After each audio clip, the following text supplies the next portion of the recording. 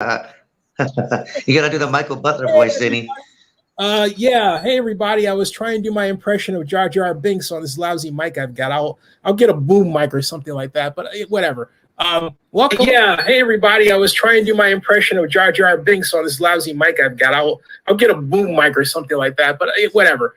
It's a reminder. Get a boom mic, Zennie. One day. It's my pleasure to introduce Zennie62 media vlogger on the far side. That is Joseph Amandars, our new vlogger. This is Paul, and I swear on a stack of Bibles, and to my own detriment, I'm going to get his last name right if it kills me. Well, try getting his first name right first. Yeah, because I said Paul, it's Eric. How you guys doing, man? It's all good, Zennie. It's all good.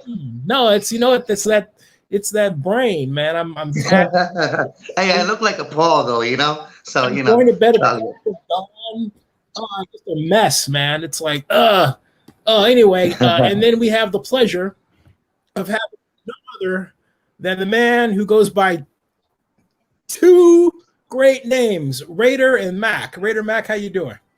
Hey, what's up, Raider Mac? Yeah, we are blessed to have you here. Yeah, loud and clear. Yeah, we can hear you loud and clear. Hey, Raider, we're gonna start off. First of all, since Raider Mac doesn't have as much time as all the rest of us, Raider Mac, what do you think of the Raiders' schedule? Are you planning to go to Vegas? Are you totally checked out? What's your spin? You really want to know? I'll tell you. Yeah. I think you know already before. The stadium is not but 2 exits away from the house. Mm-hmm. But I'm waiting for the new team, the next team in Oakland. Okay. So, if you look, I would like to one day. I've sent you my symbols over the phone on when we text message, and you know who they are. Mm-hmm. Yeah. So that's basically that. It's something that, like I said, you and I grew up. Where it's a tradition, and we're homegrown. You always root for the home team, but they're not there anymore. And even though they went to LA, we're still in the state, and it's great in California. But now, everybody's leveraging power to get out. You don't give them this, they're going to do that and take that.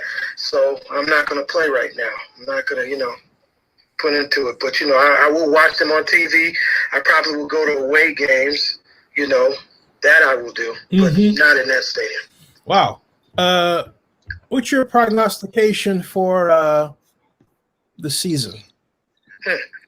I think it's going to be a surprise. They'll probably do better than a lot of people have thought because of what happened last year with COVID. And, we've only lost, I think, what was the margin? About maybe 7 points to 4 points in about 4 games. In those 4 or 3 games, we would have been in the playoffs with that.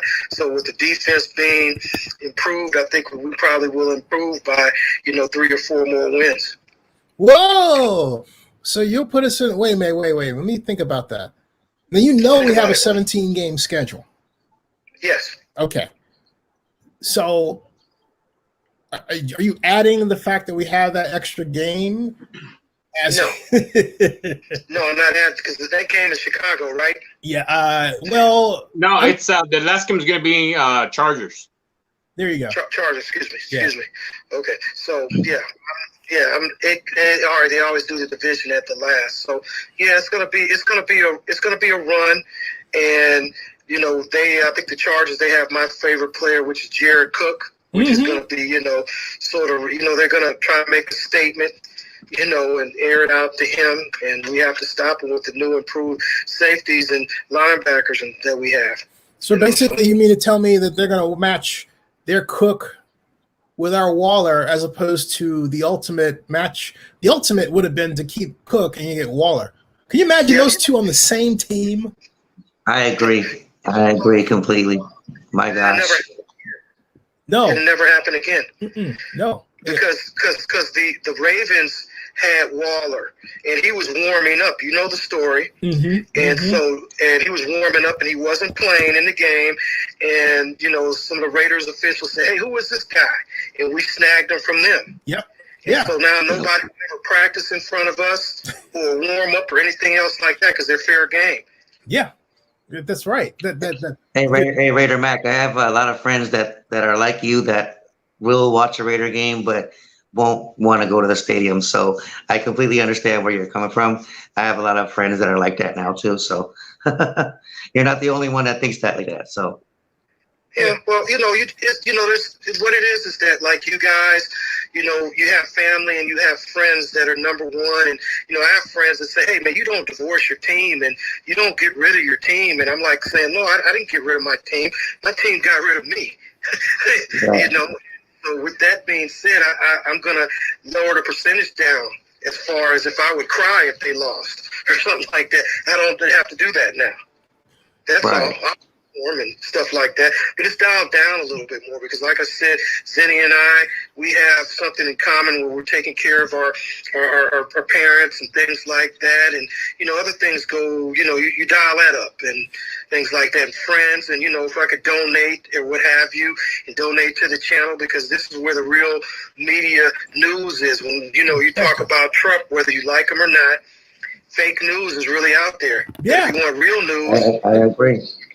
I agree. I've been saying that before Trump. So he stole my line. I should sue him for that because I used to say that. But that's all right. Joseph. Yeah. Hey, Joseph, you're up. You're the dean here. What do you think about the stadium, the schedule, and you had some thoughts about Gus Bradley, if I'm not mistaken, right? Yeah, my preference would have been Raheem Morris for defensive coordinator. I think it's just more of a creative fit. But the one thing you alluded to prior to us going live was, John Gruden essentially came out and said it himself. He hires people he knows. He has a relationship, with all the people that he does hire. And I don't necessarily think that's always smart business sense. It's great to hire your friends, but the end result is wins. You need wins. Now, the one hesitation I always had with Gus Bradley, even going back to 2016, was you had a Jaguar team that was very upset with the defense. And he's supposed to be the defensive guru, and you had Jalen Ramsey, quoting, how I remember that. unimpressive that was by Gus Bradley. Now, having said that, and having read some articles where Gus addressed that, the one thing I do like Gus Bradley 2.0 coming in with the Raiders is that he admittedly said that he was so wrapped up in the offense because that's something he was unfamiliar with, and he needed to devote all that time with the offense. He said, I learned a lot from that experience being a head coach and having the defense, basically fall apart like it did. Now, I'm hoping he's learned from that, and I'm hoping he's able to move away from his supposed legacy, because I think Gruden, as well as certain coaches that he has, they like dwelling and living in the past or what they did in the past and not what they're doing right now. Now, we know Gus had a top 10 defense, maybe top 15 last year with the Chargers, and I think our talent either matches that or is a little bit better. But I do think that Gus will need to be more creative and not just do a cover 3 defense. I think he has to learn how to switch it up in today's NFL. So that was kind of my take with Gus. Hey, Joseph, I was going to say that living in the past comes with age. I still do too. Just look at my shirt in the background. You get to a certain point and you just can't turn off the memories. But okay, so let's go through the schedule real quick, guys, and we don't have any guys and gals that may be watching. Okay, so we have the preseason coming up, and first of all, we get a preseason! Yay! Always fun preseason. Preseason is always fun. Yeah, at Allegiant Stadium to be determined. The tickets for that are like $400, I think.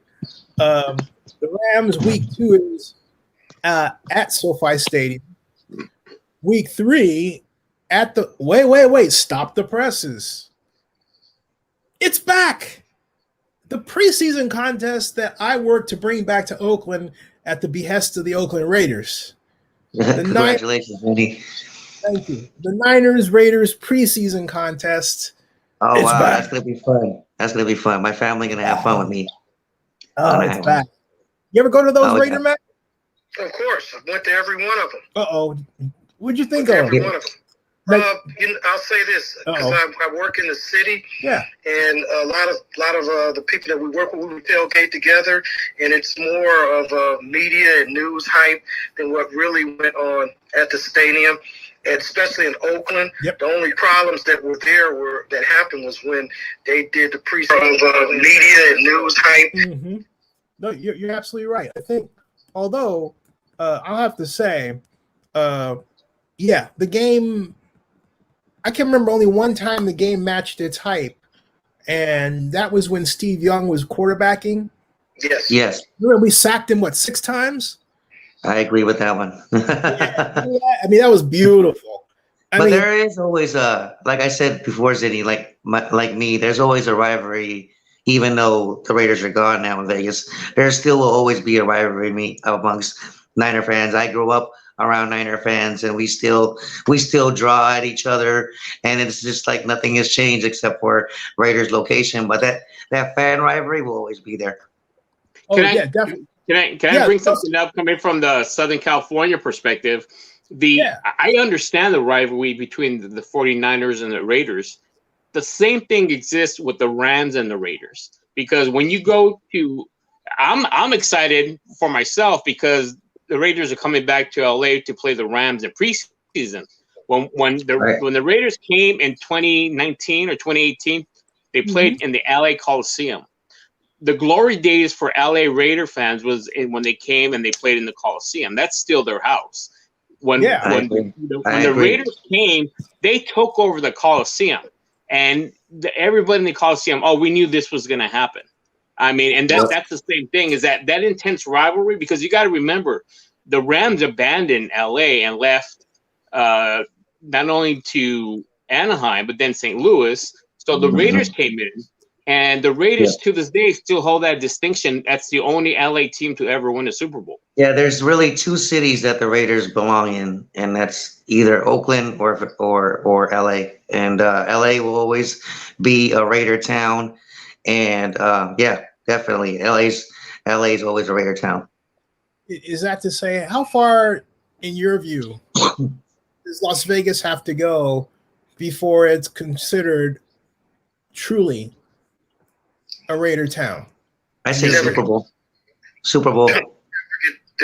Never get there. Never get there, says Raider Mac. Why never get there? Never get there. It's like we had said before. You move the team, the whole everything changes. They have to live up to what was in the past. And like I said, you and I have a link to this. And this is that if you look at the today's Raiders and you look at who they sign as far as undrafted free agents that we've yet to see, the Raiders have always been a team that will take somebody. It's just as if a Waller, we did the same thing with Ty Christensen. That was a gift. That was a gift from the Cowboys. Okay? Cowboys didn't see anything in him. Al saw something. We got him. Same thing now with Sistrunk. Sistrunk is a guy off the street, supposedly. Said, I'll go through all you guys. You guys can't hang. And they signed him off right at a practice. Okay? The Raiders used to do that. Now, they they might take a flyer or something like that, but he may be from Clemson or Alabama, but is he really a flyer or is he a known? And that's what the receiver that we have, the water boy guy, which he's Henry Ruggs? Henry Ruggs? No, not Ruggs. Number 13. He's talking about Renfro. Renfro. Third down Renfro. Water boy. I know, it's just funny, that's all. I mean, but to say never, they won't ever win a Super Bowl, is that what you're saying? I mean, that's I think they will. At least they will win. They'll at least win one. I think I'll just say, I won't. As far as I'm concerned, the Oakland Raiders died when and frankly speaking, they didn't actually die per se, but they moved on. Well, they transformed. although I would say they were dormant when the paperwork was signed by Mark Davis and Mark Boudin to create the Las Vegas Raiders, because a lot of people don't know this, but the Las Vegas Raiders are actually a brand new organization. Right. They are, on paper, they are a different structure, and they had to be for tax reasons. So they quite literally I won't say tore it up, but in fact, they wrote language that made the current existing files and documents that are the Oakland Raiders, for all practical purposes, dormant. Now, if for whatever reason they made a decision to come back to Oakland, then those documents could be active again. All right. And the reason has to do with the fact that the LLC was structured under California law in the reign of the Raiders of Oakland and not Vegas. So they couldn't just move, right? There are a lot of issues that block that. So Mark Arnold, who was their lead attorney on that matter of documentation, was the person in charge, I know Mark, of making sure those documents were all lined up. And there were a lot of them. So the Raiders in Las Vegas are a brand new, contractually top to bottom organization. So it's okay, as I look at it, it's okay to say, hey, look, the Raiders didn't leave Oakland. You could actually say that and be correct. Right. Kind of a neat trick, huh? It's my way of coping. Hey, that's a good question to ask Joseph Zennie. Why is he still a Raider fan? Well, for me, I just can't root for any other team. I know they moved. I'm upset about it like everybody else, but I can't just sit there and go, I'm going to root for the 49ers. And to me, that I would be like a hypocrite because that's not my first team. So to me personally, I choose to stick with them and root for the players and all that. It sucks. I wish they were out here in Cali still, but I'm a Raider till my grave. So what about you, Joseph? Why'd you stick around? The best answer I could give you, besides the typical one, is that it's a calling. It's an instinctive. For me, it's an instinctive symbiotic situation where you're just drawn to the team for a number of reasons. I agree. When I look at my history of Raider fandom, even prior to when I was an infant, I had family members giving me football stuff that I have to this day that obviously I had no knowledge of it. It's just, when people give you something when you're little for the future, it was Raiders, not knowing that they were in Oakland. And to me, that never bothered me. I was a Raider fan. And when the Raiders came, when I was a very, very little kid, I know there was rumblings even in 80 that they might have came, but they played an extra year in Oakland because of some things that went on. But as a little kid, I also was a big Marcus Allen fan.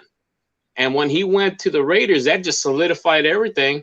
And then I got a little bit older. I was able to know the history of the Raiders. And, man, it was embedded in me, And what about you, Zennie? What do you always still stick with the team?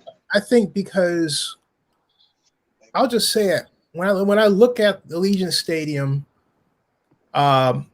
even with the problems and everything, the controversy, I just have to be honest. It feels like home.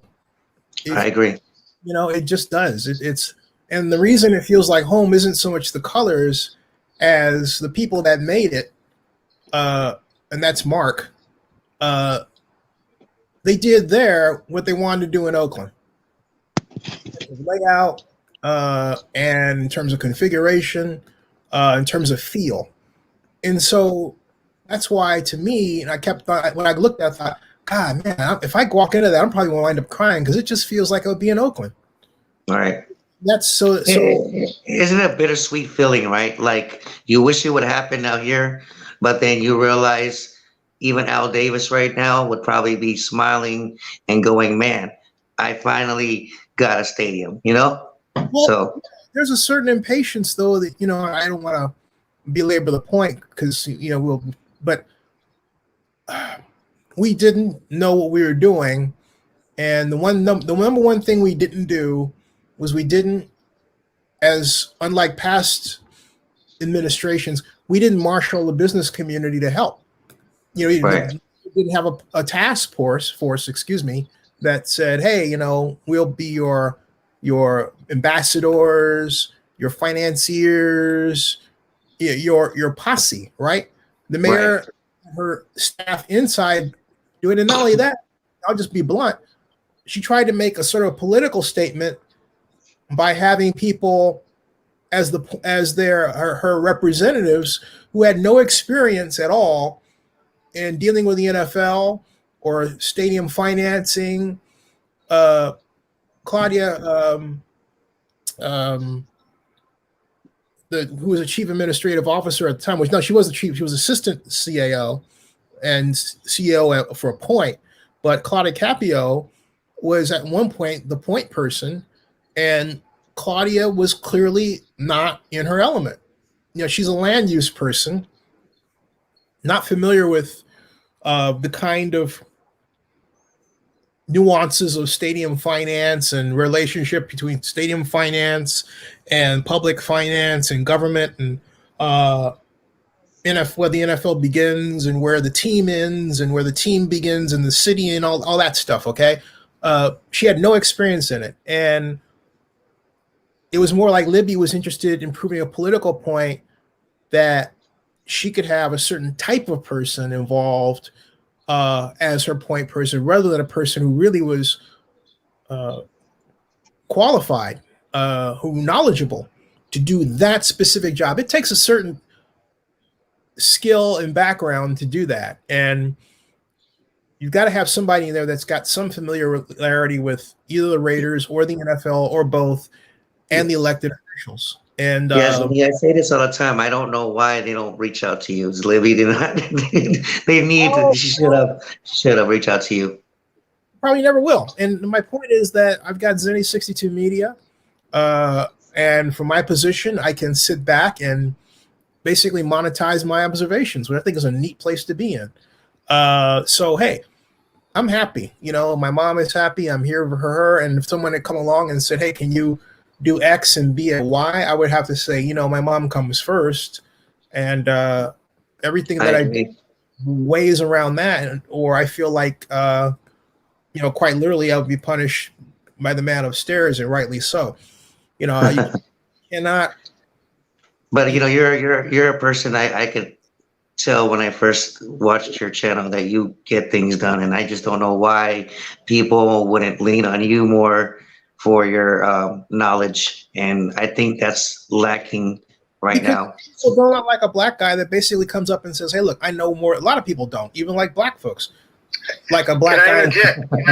Yeah, let me just say this though. I was just gonna say they don't like a black guy that basically says, "Hey, look, straight up, I know this and you don't." Now it's different if I said I'm faster than you, right? Or I'm stronger than you, okay? But our socialized mentality has been to reject or to just dismiss a black guy that says that. And I say that as a way of having a person as a challenge. I mean, I remember, I'll say this, and then we'll go back to the whole issue of the schedule. But I remember SMG was our manager for the Coliseum. And to make a long story short, Steve McFadden was one of the architects for the Coliseum. Actually, he was the lead architect for the Coliseum and a friend of mine. And two people there who represented, Dina McClain was at one part our bond counsel, then our executive director, but she accused McFadden, along with Sally Roach of SMG, accused McFadden of having the drawings. And they told Robert Bob that, who was the city administrator at the time. And I said to Robert, I said, "You actually believe that?" I said, "Think about it. Why would anybody be stupid enough to let go of the drawings that we need to present to a fire marshal if a damn fire breaks out in the Coliseum?" Okay? So they're actually going to tell you that? So I didn't believe it for one bit. So I called, this is 1998. I called, 1999, excuse me. I called, I don't know how many hours I spent, how much time I spent on the phone. Finally, I got a call back from a guy, and I told this story before, but it's worth telling again and again and again and again. I got a call back from a guy named Monir Heblu of HNTB. And if you know the stadium at all, you know the HNTB designed the East Side Club, East Side Wing, the whole expansion, right? for the Raiders. And he says, Zennie, this is Monir Heblu. I got your phone call. You were asking different people. Got to me. I've got your drawings. I yell. I was like, yes, yes, yes. I mean, I can, I just relive that for days, man. And called me back 4 hours later, and he said, well, Sally Roach says that you have to go through her to get him. I hit the ceiling because I had a feeling that SMG was standing in our way because as Robert Bobbitt brought the document to me, which was a set of 24 questions from the National Football League that we had to answer about hosting a Super Bowl. And the answers that this little task force that was in that Ignacio De La Fuente had put together when he was the president of the city council, they basically, it was the no group, I call them. They just figured out how to say no to things rather than how to say yes, and didn't even bother to figure out that, wait a minute, these are things we could do. Like, for example, hotel rooms. They would say, well, we don't have 24,000 hotel rooms in Oakland. No, but it says 24,000 top quality hotel rooms within a 1 hour's drive of the stadium. We got those. All right. I mean, go on and on and on. And they let to the media slip that we would have to, spend $10 million to build a scaffolding for additional seats. Yeah, so, I mean, we're not the first to have to do that sort of thing.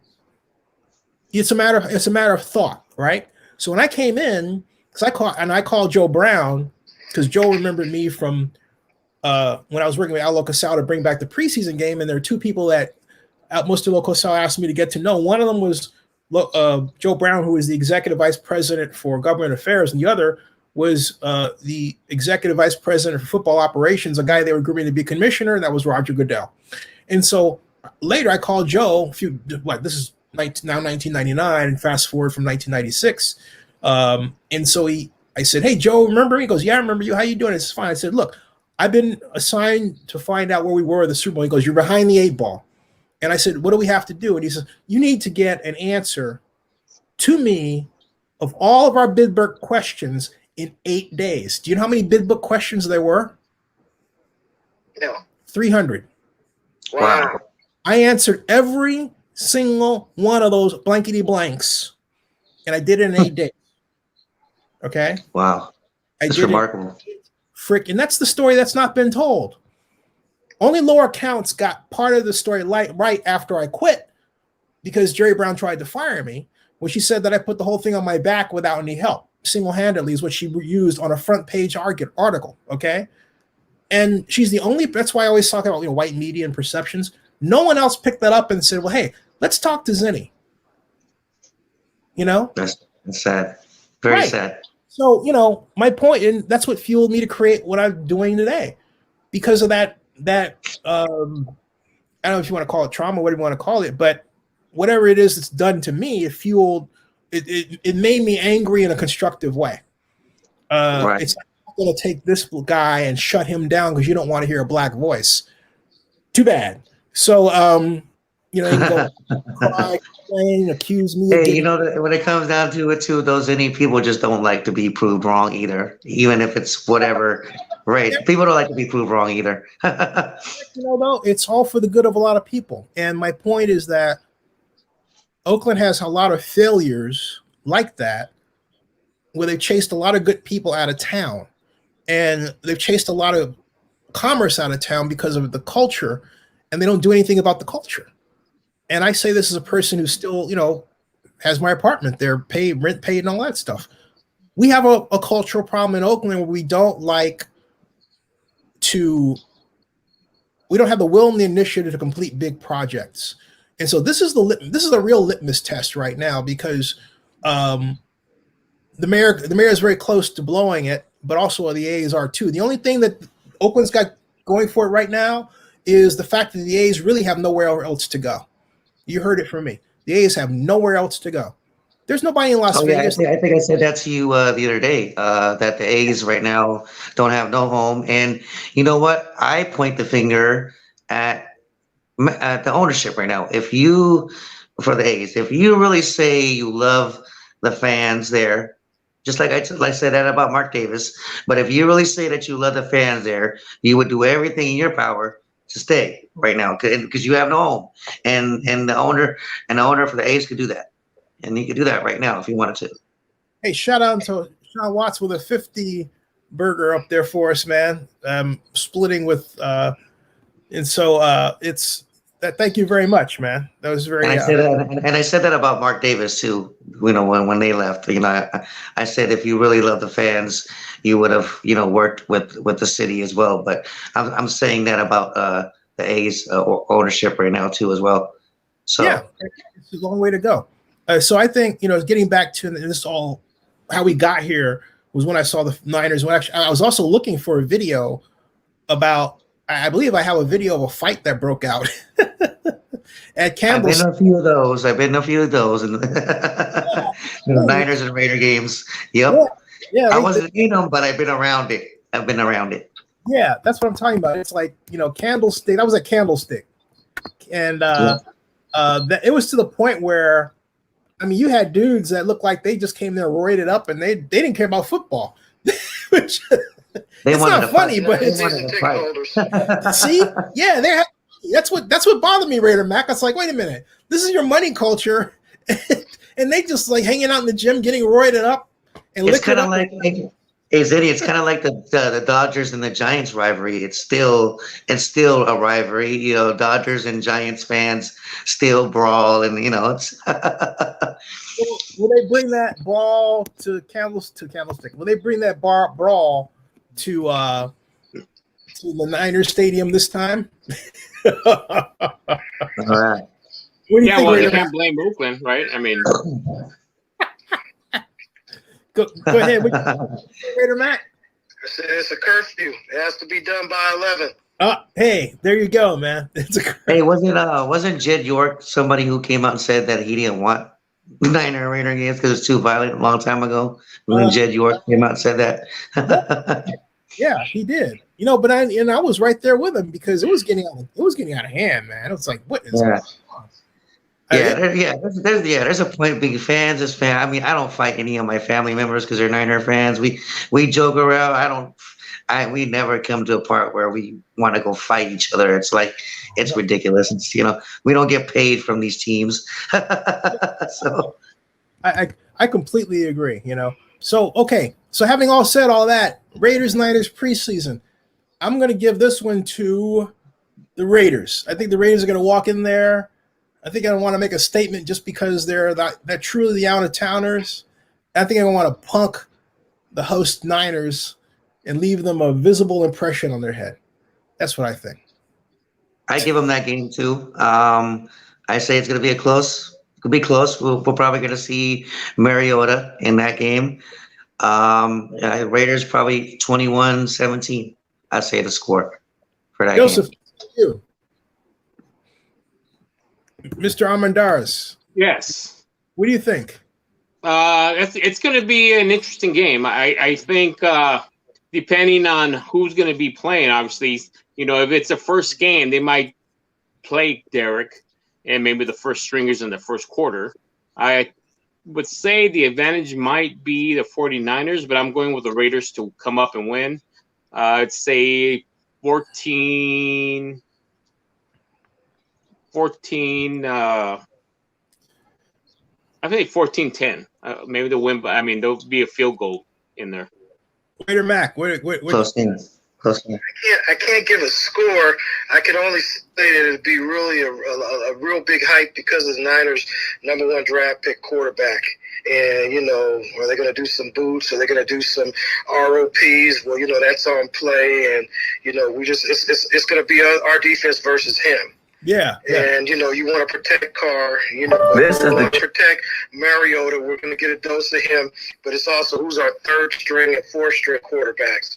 And we got to give him a look and things like that. But this guy, the #1 draft pick for the Niners, you really want to, that's where the press is going to be. They really want to see him, you know, and because like I said, you know, you got Bosa coming off an injury. And he's probably not going to get any time, you know, so it's like that.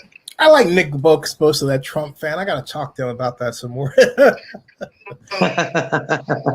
And also the Niners got a new defensive coordinator too, right? Since Salah's with the Jets and that. So hold on, Eric. I got Raider Mac on. Raider Mac, what are you saying? You know, I mean, they sort of trounced him in the newspapers because, you know, he supported Trump. And I'm like saying, well, I mean, that's off the field who he supports. You know, he can support the Powerpuff Girls or whatever. You know, what's I'm a loyal Democrat, but I'll tell you what I told him at the NFL rookie interview at Nissan Stadium for the draft. I said, look, just keep your head down, stay off Twitter, win the Super Bowl, and you'll wind up in the White House.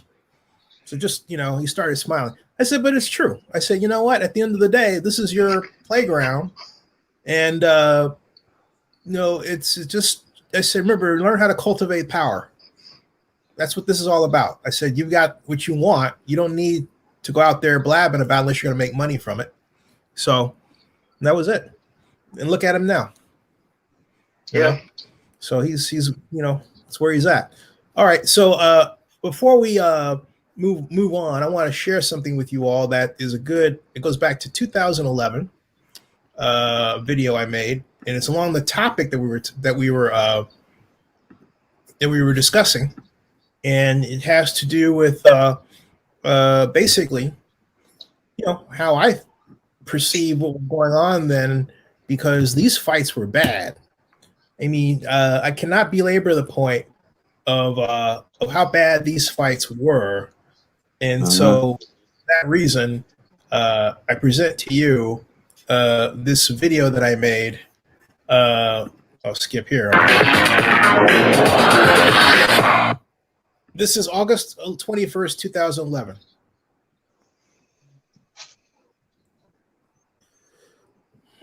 Hi, everyone. I have to make a comment regarding the articles and blog posts and videos about the fights at the latest Oakland Raider at San Francisco 49er preseason game. This one held, as you can tell by the order of the teams, at Candlestick Park in San Francisco.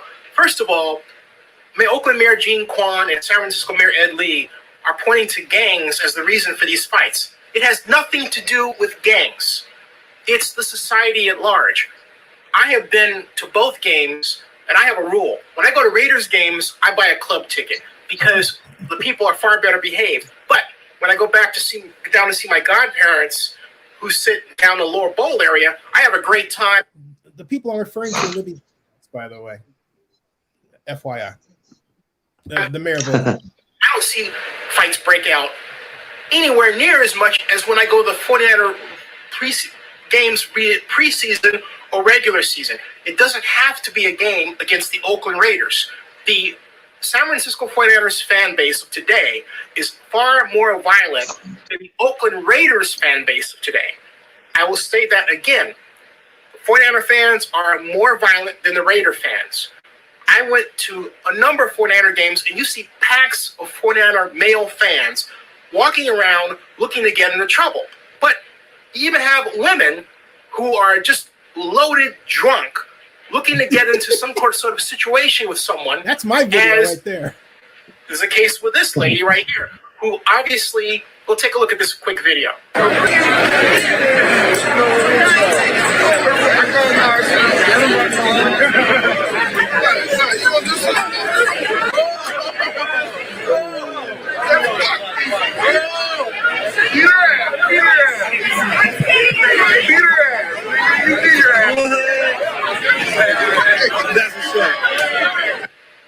Oh, and then watch what she does. It's not enough for her. She has to go back, as you can see right here. She has to go back and then try to pick a fight with the guys. And the guys are, they're not throwing punches or anything, but she also has an enabler, another woman wearing a 49er jersey, okay? So you want to tell me they're in a gang? Okay, you're going to say, hey, the only gang that they're in are their NFL fans. Well, look, I don't want to go there, okay? The point that I'm making is that we have this tendency in our society to compartmentalize things. If we have crime, we need more police. If there is a fight that breaks out in a football game, well, it's obviously a gang that did it. And it masks us from the real truths about our society. Our society is becoming more and more violent, and we're not doing anything to stop it. And putting more police on the ground or putting more people in jail is not the solution. We've done that and it hasn't worked. We have to wake up and use a systems approach, and it's really a shame that mayors like both Quan and Lee and other mayors around the country don't use systems approaches to plan. No one in Oakland could tell me what kind of city Oakland's going to be 10 years from now, okay? We haven't done that in a Here we are. long time. I'm getting off the track. The bottom line is Mark Schlereth at ESPN and a number of sports people are totally wrong. It's not the Raiders fans. It's not gangs. No, we have, particularly at the San Francisco Raiders games, a thug mentality of guys, some walk around like they're either really drunk or roided up or both in packs looking to get into trouble. I sat in one section, I'm not going to mention because my friend has season tickets, so he is a long-time season ticket holder, and you could feel the tension.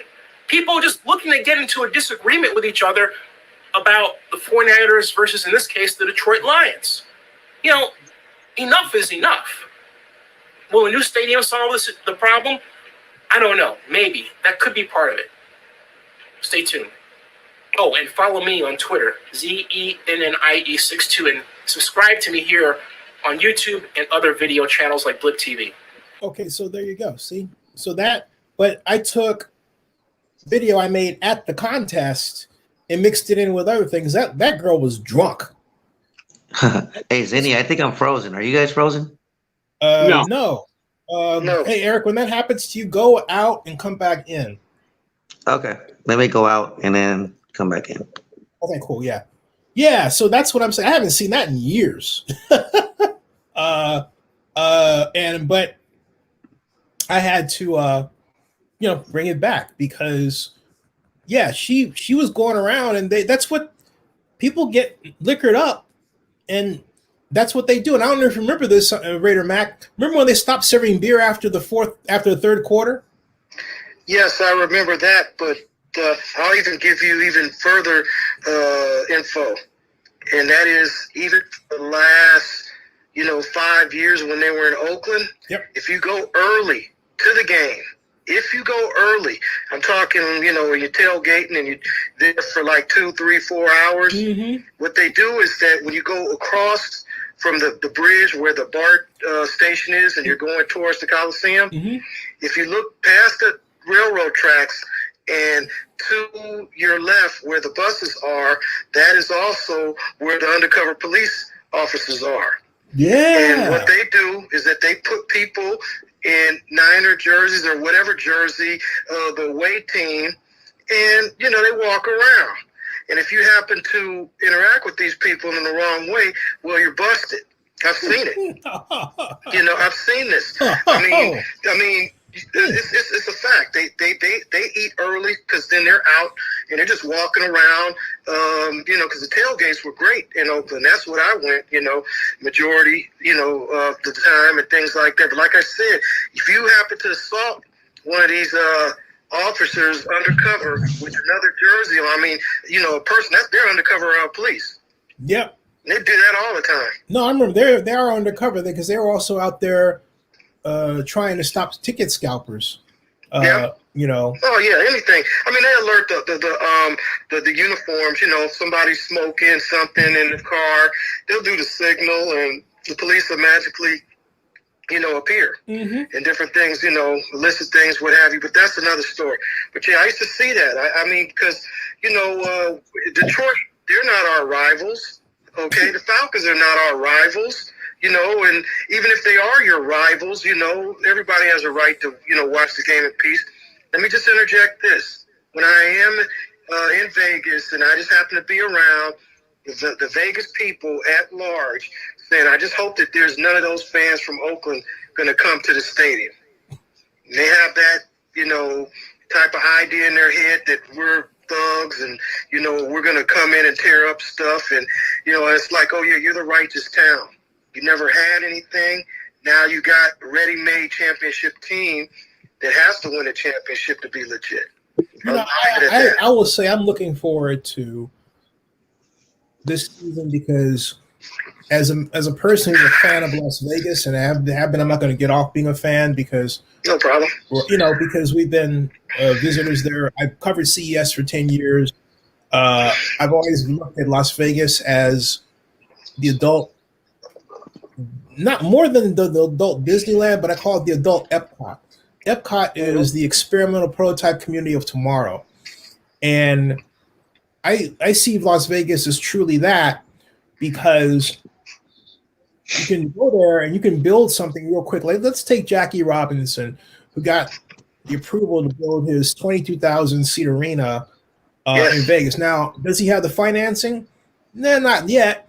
But, you know, they gave him a chance, right? And they gave him a chance to build something that looks into the future. And all these projects in Vegas are about looking into the future. That's the nature of building and development anyway.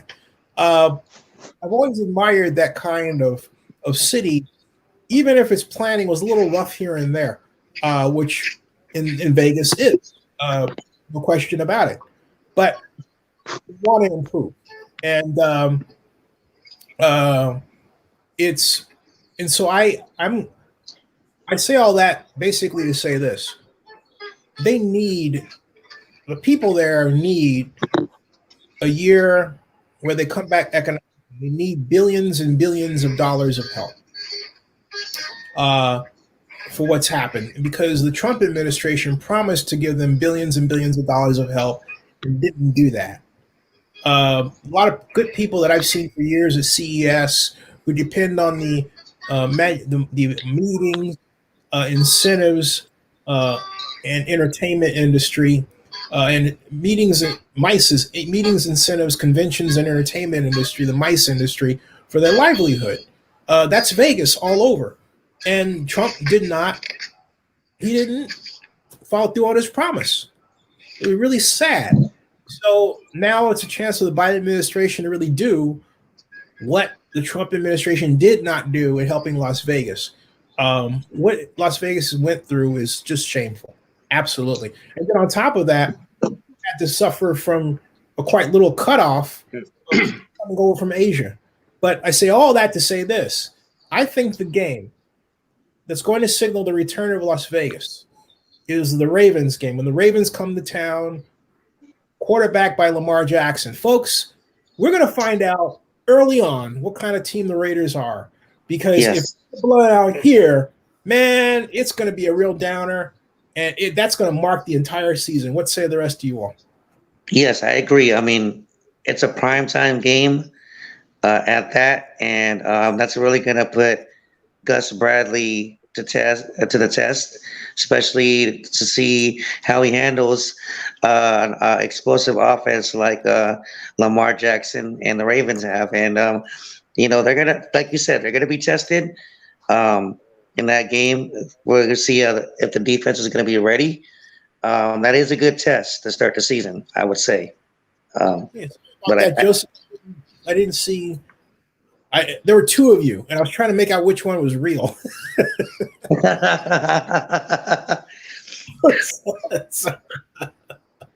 So, Joseph, what do you think? Now I can't hear him. Wait a minute. Oh, I think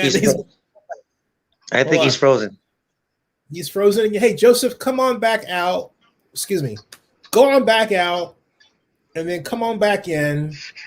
And now he's muted himself yet again. There's two of him. Wait a minute. Let me add this one. Hey, Joseph, can you hear me there?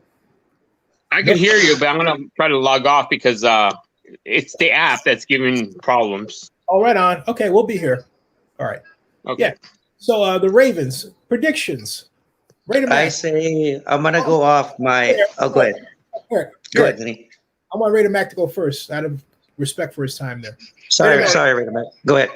Yeah. I think that it's to be seen, because we don't know what the COVID numbers is going to look like, and the stadium is not going to have, I'm sure if the stadium was full and people were rocking and things like that, we would have that home field advantage. But, it's to be seen, because, before, people would come in and they know they were playing a away game, and they know they were playing in Oakland. It was going to be loud and rocking, 40,000, 50,000, whatever. You listen to it, you watch it on TV, you know that it was loud, the fans are there. This stadium, because the way the COVID is, we don't know what the seating is going to be like and what the capacity, how many people are going to be in there, but it's going to be a lot of ROP again, a lot of boots, and Lamar Jackson's going to do his thing. I think that it's going to be a test, whether we wake up, for the fight, because we're going to get a lot of doses of Lamar Jackson. That's for sure. I don't see us winning this one. They picked up where they left off. Now, that's about it for me. That's all I could think of. Now, Eric, what say you? So I'm going to go off by my Madden score and my record online, which is 25-17 using the Raiders. And I beat this guy today 21-17. I sacked Lamar Jackson because he kept trying to run the ball. So I had my defender follow him all over the field, and I intercepted the ball. So I say the Raiders will win the game off an interception on Lamar Jackson and win 21-17. I'm gonna pick the Ravens. I'm gonna pick the Ravens 30-17, and I'll tell you why. Because over the last 2 years with Lamar Jackson at quarterback, the Ravens have blown out their first opponent.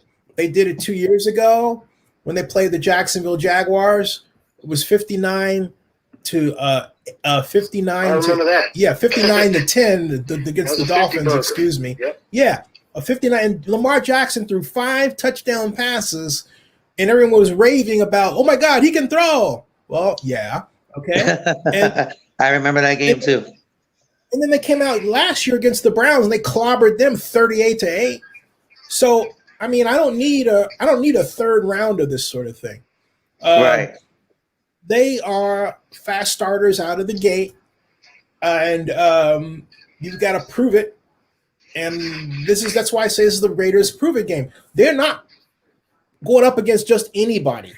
They're going up against a multiple playoff contender that's hungry for a Super Bowl, that is really, I think people say offense, but I think they are a few defensive maneuvers away from getting that Vince Lombardi trophy. Oh, it's going to be interesting, too. The matchup to watch, Zennie, is Gruden and Harbaugh. We'll see how they both what schemes they're going to throw at each other, because like you said, the Ravens, they've always been a playoff contender, and so yep. Yeah, there you go. Now we got, oh my God, the Raiders go from the frying pan to the fire, the Pittsburgh. Wow, Big Ben, huh? You talk about murderers, bro. All right. Once again, Raider Mac. I may have to get Joseph back on the phone here. Let me call Joseph. I don't want to. While you're doing that, I'm gonna add Mr. Almendares so that he doesn't lose too much time or thinks that we forgot about him, which we never have. And so,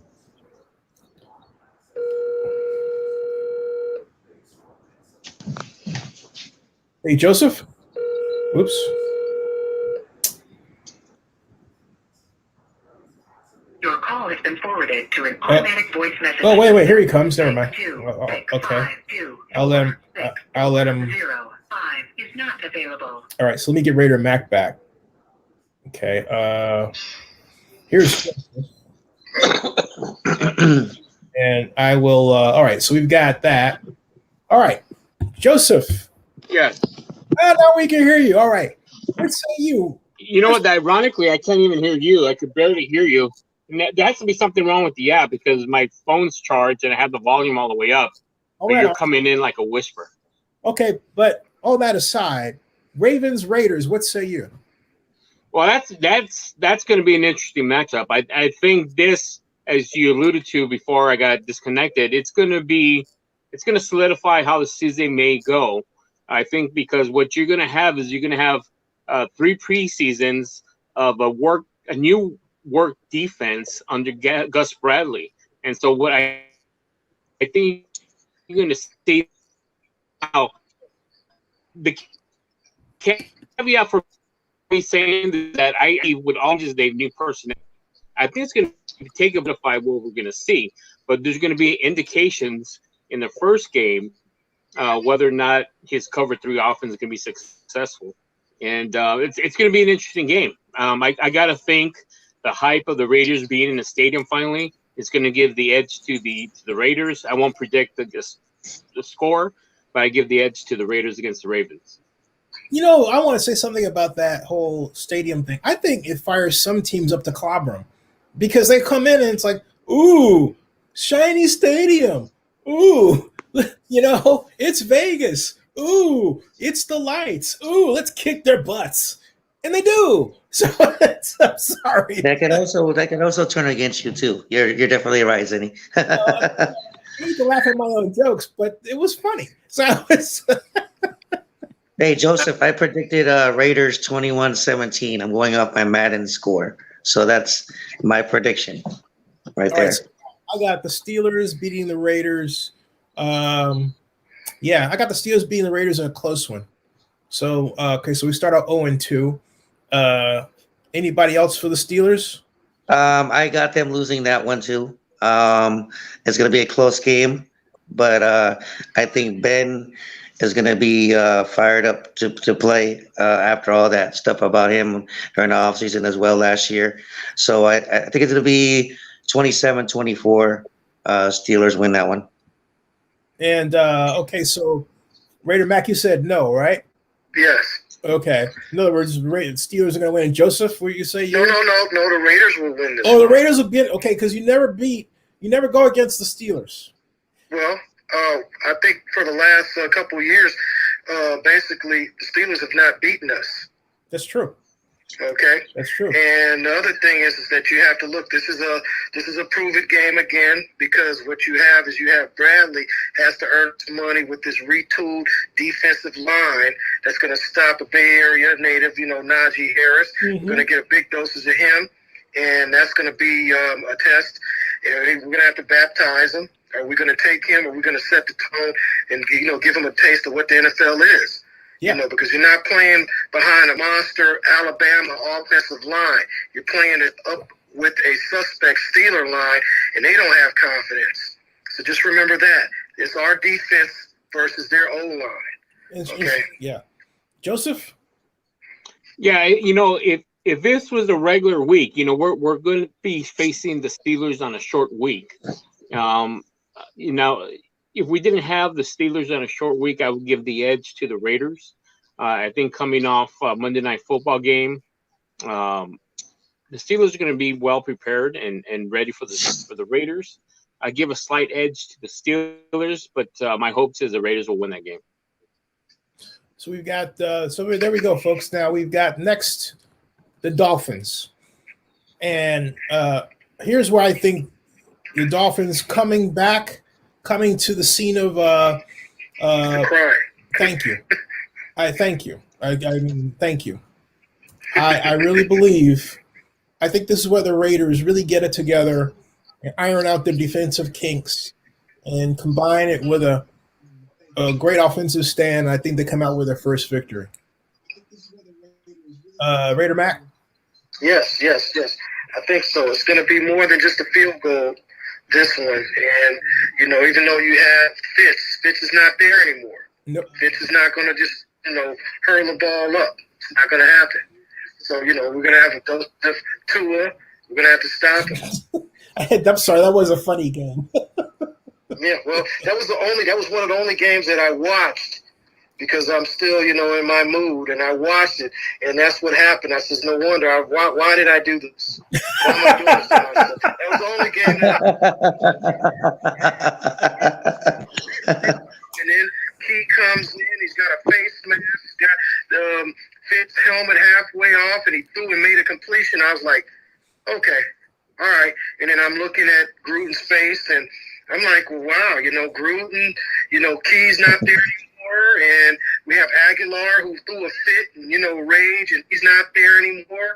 And so, hey, it's just repercussions. You know what that game reminded me of? It reminded me of when you play pickup basketball and somebody hits that ugly shot. Makes it. Yeah, you don't know how to win it. I felt the same thing. I felt the same thing as Raider Mac did. I was just like, what is this game with that Dolphin game? Yeah.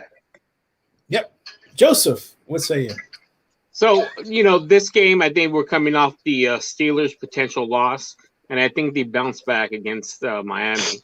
I think Brian Flores is a good coach. I think he's going to be well prepared, but I think that the Raiders are going to have something up their sleeve for Miami, and I take the Raiders against Miami.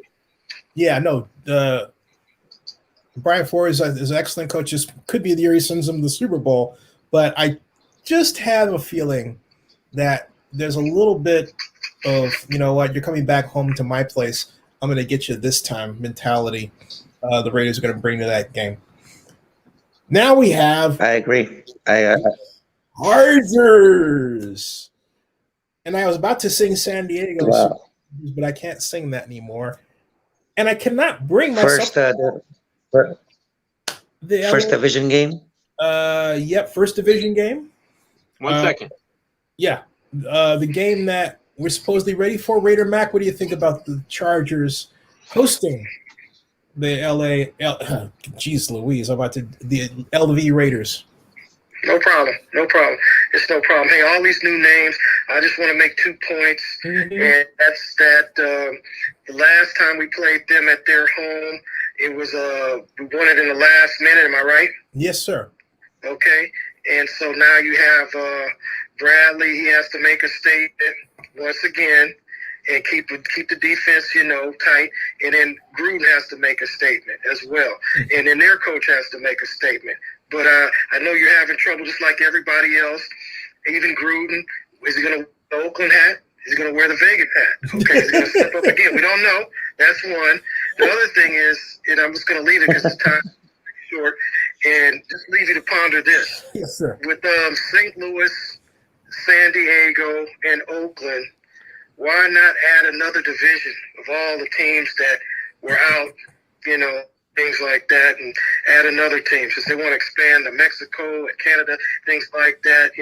Why not add another, division of the teams that were there?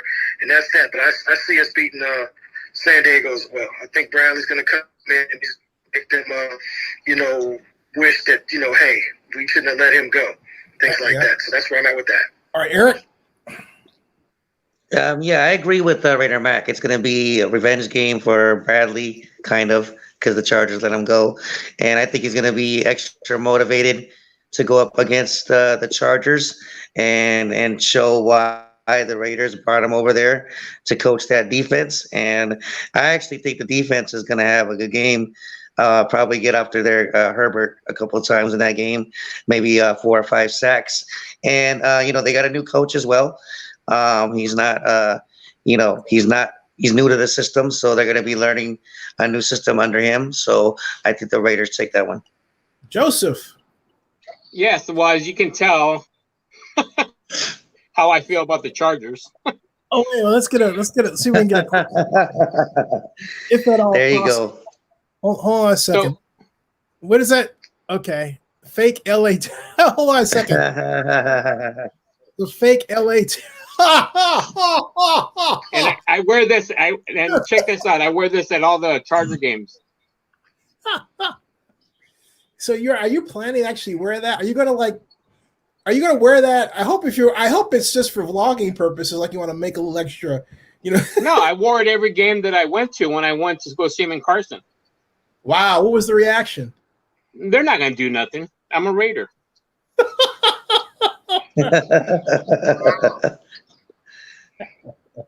And they know it too. Casey Hayward said it himself in an interview. He knew that every time the Raiders came, all the fans in LA were Raider fans. They take over every time. Where did you get that shirt, Joseph? I made it.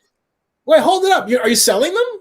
No, because you know why I don't sell them? It's because I do one-offs, and when people ask me if they can buy one, they don't want to pay the price it costs me, let alone me trying to make any profit off of it.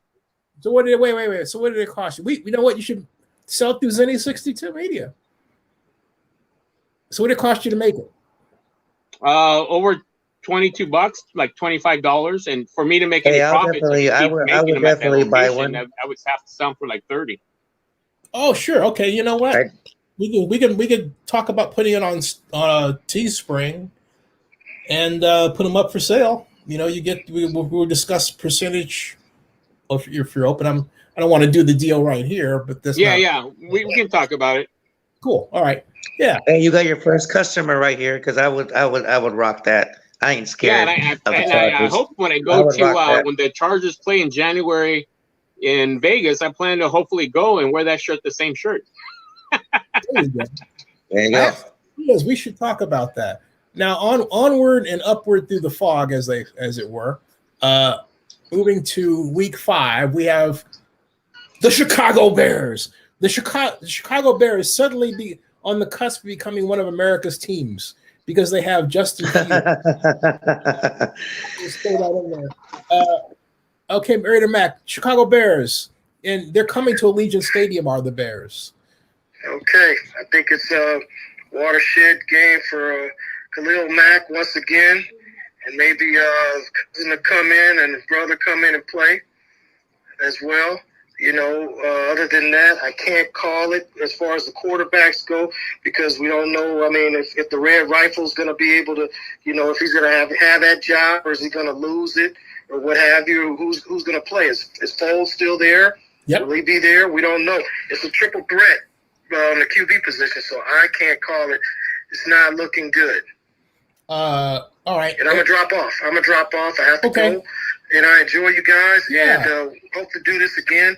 And, hey, just like Noah's Ark, Zennie, you are Noah. You know, people thought Noah was crazy. Look what happened. All right? Thank you. Oh, hey, That's man. why you're being ignored. Raider Mac. Best to your mom, man.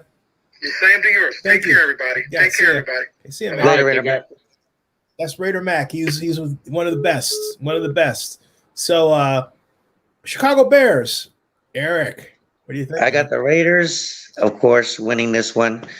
I say it's going to be a close game, maybe possibly an overtime game, and I think it's going to really come down to quarterbacks. We're going to probably see a duo of Carr versus Fields, and I think right now Carr probably got the upper hand, and I say that score will be 30-27 Raiders. Joseph.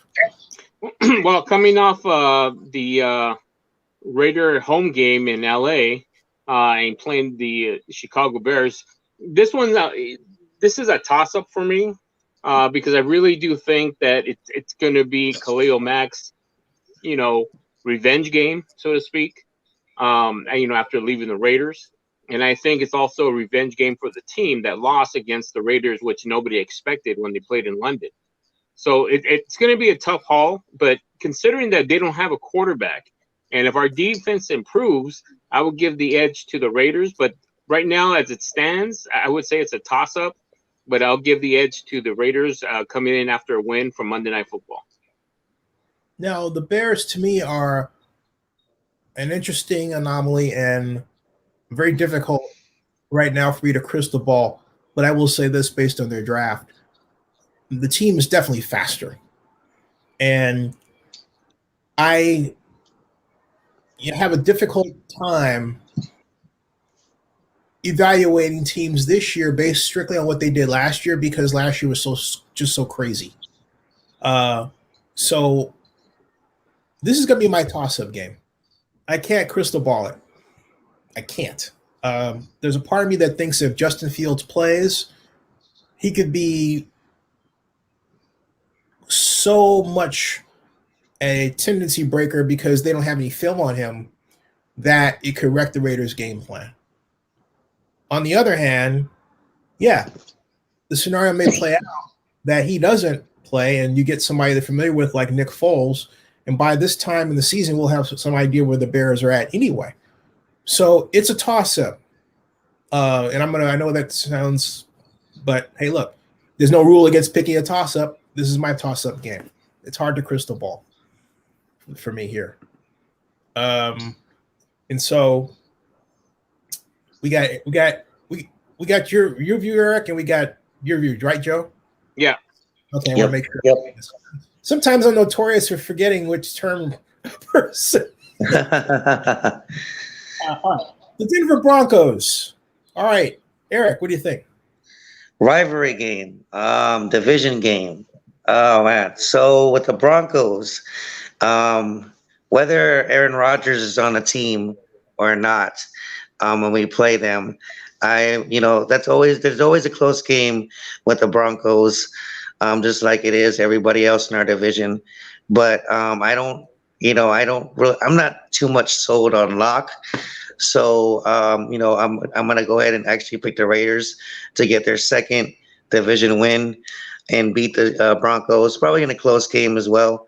I say 17-14, 21-14 Raiders, simply because I don't trust Denver's quarterback over Carr right now. So, Joseph. Yeah, I think the Aaron Rodgers factor would influence me quite a bit. But I do think that the Raiders have this game. If anything, regardless of how good the Broncos are, they have a tendency to always play the Raiders really good, to play them hard. So I would take the Raiders up by 3. I am not a fan of Vic Fangio as head coach of the organization. I like their wide receiver core. They have a forming defense from a personnel perspective, but I don't see them as an organization that's fielding a team that can beat the Raiders this year.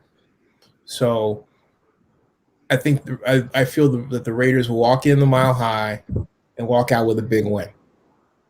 yeah, because Zenny, I always say this, right? In our division, it goes Chiefs, Raiders, and it's no disrespect to the Chargers and the Broncos, but they are, like we are, kind of starting off from scratch with all the new coaches that the Chargers and the Broncos have. So in our division, to me, the way I look at it, it's Chiefs and Raiders, and that that's how I view that. When I think of the Broncos, when I think about NFL teams and NFL success, the teams that have been the most successful are noted for some kind of system. And, I don't want to go off on a long diatribe about that, but I don't see the Broncos as having a system that they may be able to execute that produces results, all right? Either on offense or defense. And that is an indictment against Fangio as a coach. It's one thing to have somebody who can just coach, but it's another thing who understands how to field a squad that just has a different way of playing the game that's unique to them, that produces victories that's tailored to their personnel. And I don't see the Broncos doing that, and I don't see that they're going to do that this year. And that just goes on the whole career span of Mr. Fangio as head coach. Not so much last year, which is weird, but the years before. I just don't see it. They've got great personnel too, but I was never a fan of him being the head coach. And I didn't think they gave Van Joseph enough time to really get his act together, a couple, 2 or 3 years.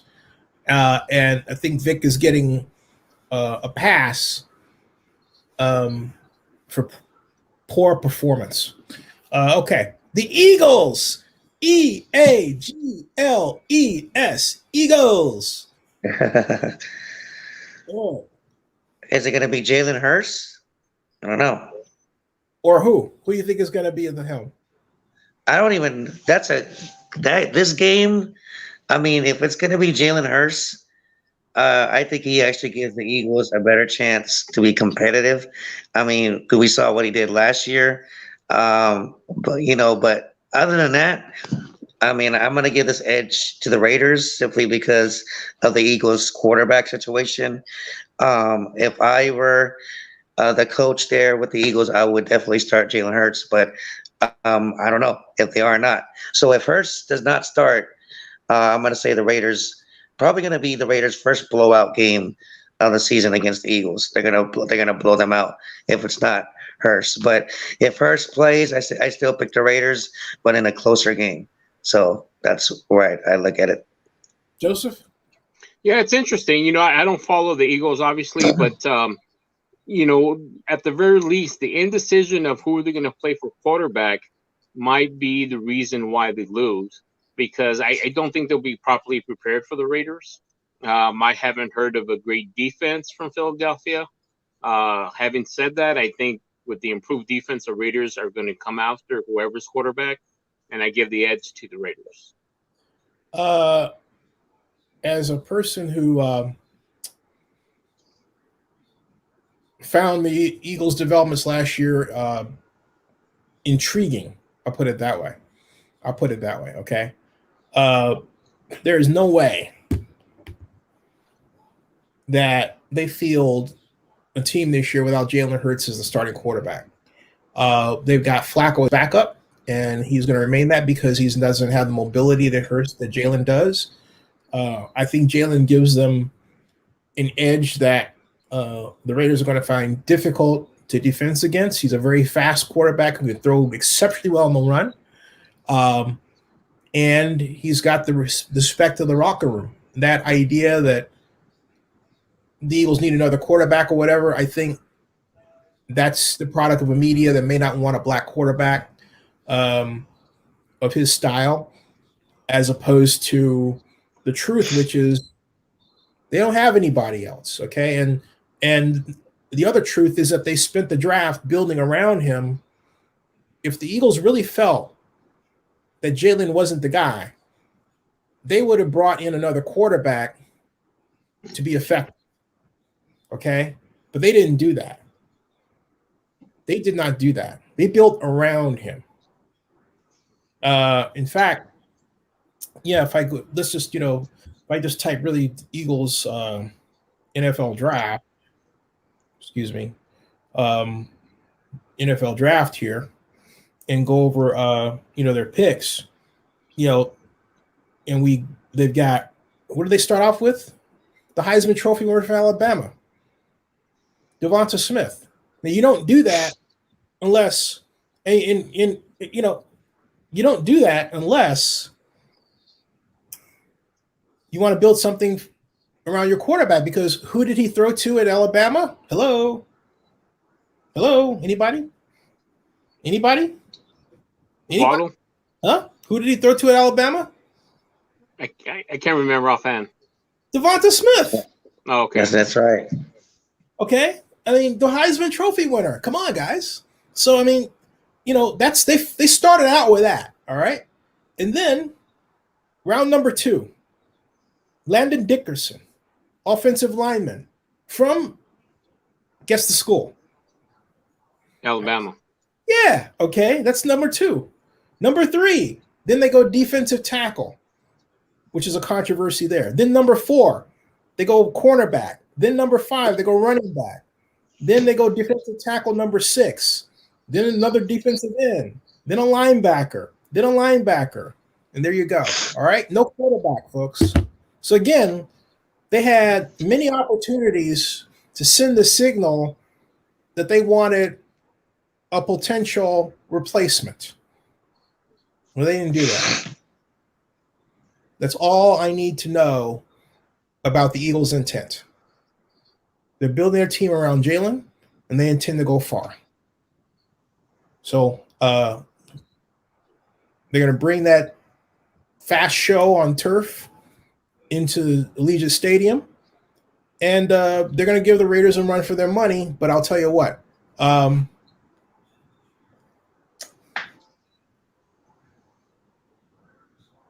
This is a hard one to see, but I'm going to go with my gut. My gut says Eagles in a close one. So how many wins is that so far and losses for the Raiders right now at this point? I didn't count because we all have different inputs. I just sort of I wasn't making. I'm going to log off real quick and come back on because I can't hear you. Oh, okay. Okay, it doesn't. All right. Yeah, because Zennie, I made a vlog earlier of the first 3 games, and I actually predicted the same. Like we're talking, I predicted the Raiders winning the first game, losing to the Steelers, and winning against the Dolphins. So I did a video. I did a video about that earlier too. It's okay to change your mind. It's like that's life. You find out some information. Exactly. It's digital media. It happens. So we have week 9 Giants. And I'll just wait until just in the interest of time, just because I want to get rolling things. But I'll wait. I won't wait, but I'll come back to Joseph about this one. But okay, and that's in New York, right? Yeah, I am like this. Also a matter of head coach. I think the Raiders come in and they handle the Giants in this game without much of a problem. I am not convinced the Giants are well coached. Right. Even though Saquon's going to be back, right? But that's the right coach can make even the weakest talent look good, and I don't see the Giants as having that kind of coaching staff. Right. They're probably going to be last in their division. Hey, one never knows with that weird division, right? But no, I agree. And here's Joseph. Joseph? Yes. Okay, cool. All right. New York Giants, what say you? New York Giants. I think the Raiders will come in and beat the Giants handedly. I don't think that they're coached very well, as probably you alluded to when I was chiming in. So, and you got to remember that you have some players coming off of injuries like Saquon Barkley. Mm-hmm. And so it's going to be an uphill battle, I think, this coming year for the Giants. It doesn't mean that they won't progress through it, but for this game, I'll give the edge to the Raiders. And here we come. Sunday night, 11/14/2021. A big weekend in Vegas. The main event, the Kansas City Chiefs at the Las Vegas Raiders. I might have to call off. I might have to call off for this game, but I say the Raiders are going to be motivated because simply they should have swept the Chiefs last year, and actually should have beaten them twice. So I think the Raiders, Gruden's going to remind them of that, and to get this win. And I think the Raiders are going to win in a close game. Obviously, it's always a close game with Mahomes, but I think the Raiders pull it off 37-27 in a close game. But I think the Raiders are going to get their revenge for not beating them twice, which they should have had last year. So, Joseph. Well, this is going to be an interesting game. So the previous game, Philadelphia, they're in the East Coast, correct? Yeah. Okay, so you're essentially having two back-to-back. Look at this. That's funny. Khalil Mack. That's funny. I mean, that's not Coach Nagy, but that's heckin' funny. And then oh, that's priceless. Oh man. Okay. I just had to get that in there. Of course, that would be funny if it was, but hey, these days Zennie, I'll be right back real quick. Mom's calling me. I'll be right back. Yes, sir. Okay. Okay, so we got the Chiefs. I think the Chiefs are gonna walk in and get their butts kicked. There, I said it just like that. The Chiefs are going to come to Legion Stadium. They're going to get their tails kicked. Period. That's it. Because this is the game that they've got marked on the calendar. The Raiders have loaded up on defensive back talent. They have a new defensive coordinator. And I think this is a continuation. A continuation of a complete continuation of the kind of team that Gruden was trying to develop that was tailored to beat the Chiefs. I think this game will prove that they've done it. Joseph?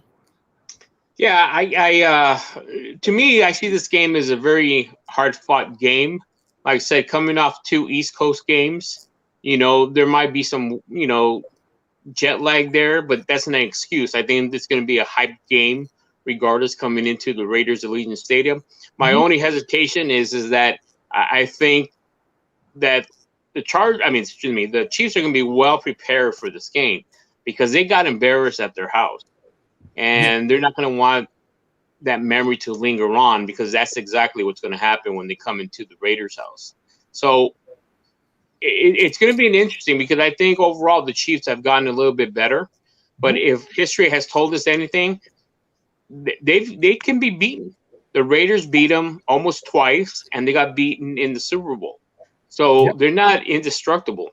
And I just think hopefully with the new Gus Bradley schemes and maybe Gruden kind of be more aggressive with his play calling, I think we can pull it off. If anything, I think we split the series with them this year, but I think this is a game that we win. Eric. Yes, I agree. I like I said in my previous statement earlier, that the Raiders get this victory for making up for last year, not sweeping them like we should have. And I don't think we're going to let that go this time. And you're right, Joseph, they're not as dominant as they were. They show sign of they could be beat. And I think Gruden gets up for this type of game against the Chiefs. And I think he uses Henry Ruggs more. And I think we're going to get this game 37-27. Here we come to the Bengals coming to Allegiant Stadium. Eric, what do you think?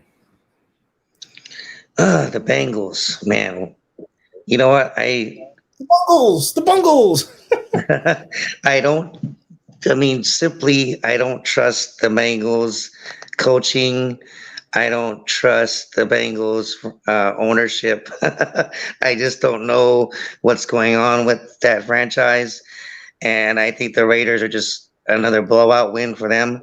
They're going to probably blow this team out. I don't know who their quarterback's going to be. I don't know who anything from the Bengals. So to me, I think the Raiders are just going to blow out the Bengals. Another blowout victory for the Raiders. I think 45-7, and I think they're going to demolish them. They're the Bengals. What do you think, Mr. Almendarez? Yeah, I think this is going to be, at the very least, a fun game to watch.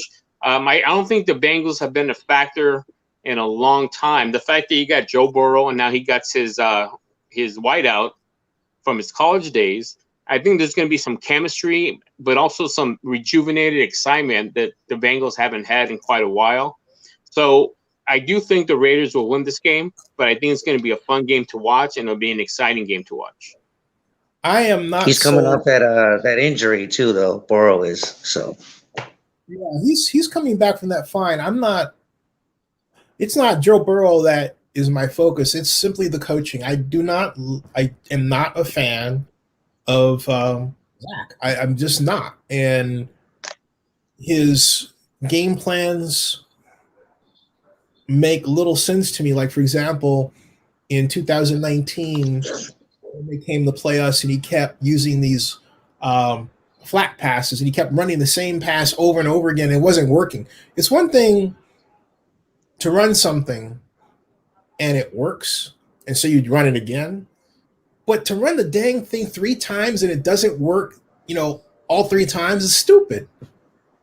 And that's what he did.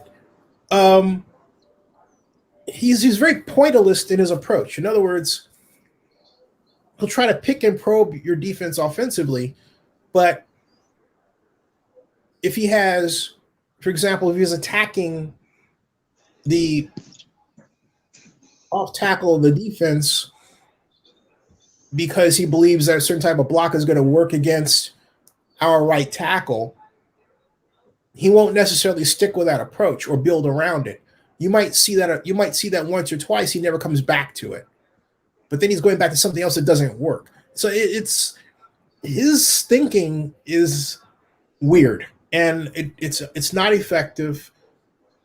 I would be shocked if they came out of this season with a winning season. I'm not saying it's not possible for one reason. They've got the talent. All right. They've got the talent, but Joe Burrow was injured, and he's coming back.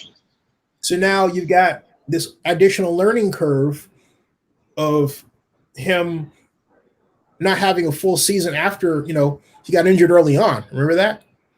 Yep. Mm-hmm. He still has some growing to do in an offense. And then not only that, folks, he's going into a season where teams are more normally prepared than they were last year. So it doesn't. And their offensive line is depleted as well. Well, I don't know how you can have a depleted offensive line this early when you're just starting out. I mean, it is what it is. But I mean, like you can build on it, right? I mean, you got from now until the start of the season. So I would rethink that. You can't go into a season with a depleted offensive line unless you had injuries during preseason that wiped it out. Where you're looking at you got 3 preseason games. If you're looking at game 2 and saying, "Oh wow, I've got 2 offensive line people injured," yeah, that's a problem, right? Wait until then.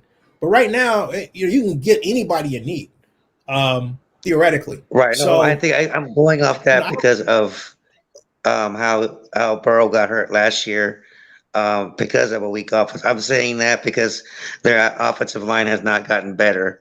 I'm not saying that there's injury, but that's how Burrow got hurt last year because they didn't protect him.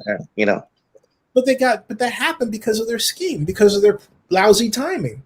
I'll just say this. When you're building an offense, you don't build an offense to ask your players to make up for bad coaching. Like, well, he didn't block long enough. What do you mean? Well, we needed more time for him to block so we can throw it deeper. Well, maybe you should redesign your pattern so the receiver breaks open faster, shorter, rather than asking your linemen to do something they can't do over the course of a season. So basically just writing off the season and saying, well, we just don't have the personnel, when in point of fact, you don't have the right thinking. That's coaches coaches supposed to be engineers. You're supposed to understand how to fix something, not just give up and say, well, I don't have it. I don't know what to do. And don't be a coach. My Lord. But, that's my opinion. And hey, there you go. Joseph, what do you think about this? Well, like I mentioned, I think it's going to be a fun game in my personal opinion. I think by the time week 11 comes around, I think he should, if he's managed properly, I think Joe should be okay from his injury. Mm-hmm. I mean, it's still going to be a game that the Raiders definitely win. Here's the marquee matchup. The matchup that Mark Davis is going to love, going up against his father's friend, Jerry Jones, and the man who actually helped build Allegiant Stadium. They'll be at AT&T Stadium for a day game. The Cowboys. Eric, what do you think? Okay, so America's team, huh? Let's see. That's going to be, traditional. Especially by the ticket price, I think it's the Raiders. Oh, there you go. I agree, right? But Thanksgiving game, traditionally, usually Cowboys win on Thanksgiving. But I'm going to give this one to the Raiders. I actually, depending on how they use Ezekiel in this game, if Zeke is running all over us, I'll give the edge to the Cowboys and Dak. But if our defense could slow Zeke down and make them one-dimensional in this game, I think I like our offense better than theirs. And even though they do have Amari on that side, but I would love to see the Raiders get this victory on Thanksgiving to spoil that tradition for the Cowboys of winning on Thanksgiving. And man, I want to get us the Cowboys, but you know what? I'm going to pick the Raiders in this game and upset Jerry's world over there in Dallas. Joseph. Well, I think didn't Washington beat them last year? Yeah. So they can be beaten again. And what's interesting is that I think with the addition of Kenyon Drake, we're really going to pound the ball. their defense isn't what it used to be, and we got one of their defensive line coaches, in Marinelli, who knows that defense pretty well. So I think we're going to be schemed up pretty well with the help, of Marinelli telling Gus, this is what we need to look out for, X, Y, and Z. And I think we take this game. Now, what's going to be interesting is that there's always going to be, I watch out for the ump calls, because I think they're always going to try to give it to two teams in the league that I think always get umpire calls. Now, this is a controversial thing to say, because regardless of what the umps do, it's all about the team. But I think two teams that always get the benefit of the doubt are the Cowboys and the Patriots. So yes, I agree. I agree with you 100%. Yeah, I am going to go with the Raiders, but it's going to be a tight, hard played game. And also, you got to remember that Prescott's coming off of a really severe injury. So, hopefully, if he's up to par, it's going to be an interesting game, regardless of how well he's developed over that injury. Hopefully they have too much turkey on that day, the Cowboys. So, I think the Cowboys, I am not a person who was a fan of Mike McCarthy and his approach last year. I thought it was unusually conservative, and I don't believe that we may get something different, but I don't think so. I'm not sold on the Dallas Cowboys under Mike McCarthy. I do not believe, and I think it's going to be unfortunate for Dak Prescott. I hope I'm wrong, but I think Dak will have an outstanding year. But I see this as a game the Raiders win, but just close. I think the Eagles are going to emerge as if not the Washington football team, the Eagles will emerge as the class the East this year. Mike McCarthy, if McCarthy comes out with a different offensive personality this year than last year, more wide open, then sure. But I don't have that confidence at this point. So I would say it's the Raiders in a close one. Now we go to the Washington football. Real quick, going back to the Cowboys, Yeah. What are your thoughts when I say, I really think this is a game where they're really going to utilize the running backs that we have to pound the Cowboys. I don't know what your take on that was. I don't see why when I think of the Cowboys, I don't think the Cowboys is a team that you can immediately run on. They're big and they're quick in the tradition of the Dallas Cowboys. They seem to have doubled down on that approach. So as much as one wild card is the Cowboys offense, the other is the Cowboys defense. And let me be more specific. As much as one wild card is how wide open the Cowboys and effective the Cowboys offense will be, the other wild card will be, can the Cowboys defensive personnel reconstituted produce dramatically different and more improved results than the year before? My answer is yes. Why? Primarily because it was a coronavirus year, and you had people rotating in and out way too much, and it made how a team was going to perform that much harder to predict on a week-by-week basis. This year, I think we're going to get more normalcy. And with that, I think the Cowboys will have a better defense. But again, I believe Mike McCarthy is too conservative given the playmakers and the talent they have on the offensive side of the ball, and I think it does them a disservice. And I think it's going to catch up to them against the Raiders. There you go. Washington football team. Eric. Okay. So this one is going to be an interesting game. I like Ron Rivera. He is obviously from my area, local guy. I just didn't like the fact how they treated Alex Smith, but we'll get into that later. Even Alex Smith said something about that, how he felt that the Reds they didn't show him any love. But anyways, let's see. I think it's going to be a close game with them as well. Del Rio is probably going to want to try to beat the Raiders, of course. Obviously, he's going to be fired up on defense. But I will give this game to the Raiders. Simply because the quarterback situation for the Washington football team. Personally, I would have kept Alex Smith. I mean, they went to the playoffs under him last year, but I don't know why they let him go. But other than that, I think it's going to be a close game, but I give the edge to the Raiders. Joseph.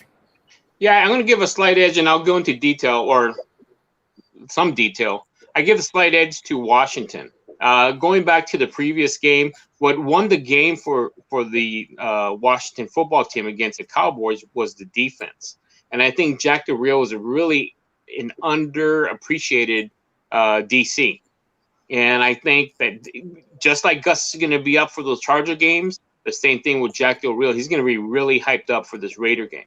The one caveat, as you mentioned, is that they don't have a quarterback. And so that leadership is not there. So if this game is won at all by Washington, it's going to be because of their defense. So you could consider this a toss-up game to me, but I don't want to keep giving toss-ups. This will be a slight edge to Washington. That's my take. That's interesting. I mean, my thought basically is it's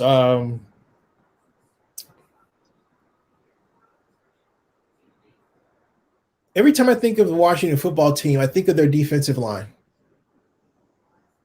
And I think how impressive Chase Young was last year. In fact, there's an interview with Chase Young, folks, on Zennie62 from the Combine last year. Zennie62 YouTube, you check out. And I think the wild card basically is that they've got they've got an interesting quarterback room, and interesting. But I don't think that it's going to matter as good as their defense, I believe, will be. I believe they're going to have one of those shutdown defenses that makes them a team that, among other things, beats the Raiders. Montez Sweat, Chase Young, Ryan, and all those guys, Kerrigan, all those guys on defense, they're monsters. They're fast. They're, in some cases, ungodly fast. They've got an offensive lineman that deadlifts 765 pounds. Yeah, isn't Kerrigan a free agent? I thought he might have been, or maybe there's talk about the Raiders trading for him. Don't know. Okay. But I know that I'm quite impressed with the Washington football team's defense. I believe it's going to be championship level this year. The one wild card, as you said, is the offense, but I think the defense is good enough to get them that win. So now we go back to the Chiefs. No, Eric. Oh, wow. Second game against the Chiefs. Okay. I think this is where, like Joseph said, we split.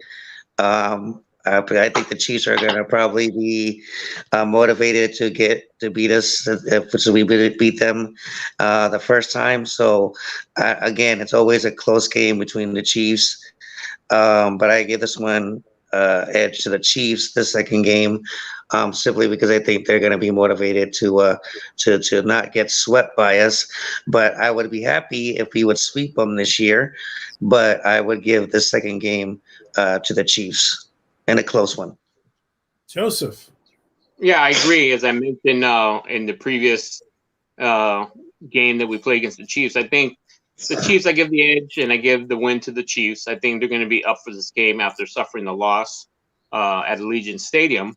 I also got to emphasize that one of the things that we had to be careful with the Raiders is that towards the end of the season, they tend to fall apart. Hopefully that's not the case this year. But we saw that last year when you consider that last year with everything that was going on, we started off 6-3, and we looked like a playoff team. And a couple of games after mid-season, we just started to fall off, and I blame that on the defense. Again, as I pointed out in other videos, and as Eric pointed out in the beginning, is that Raider Mac, there's 3 or 4 games that we could have won if our defense held up, or even if our defense showed up. And one of those games that it was a hard loss for me was that Charger game. When Mariota came in, that was Mariota's, he basically helped us get to that point when Derek went down. But what made us lose that game was the defense. We didn't have a defense to keep that momentum going. So having said that, let's not have a repeat of last year. Right. And so let's hope that, things turn around and there's no fall off towards week 14 moving forward. But I think the Chiefs win this game.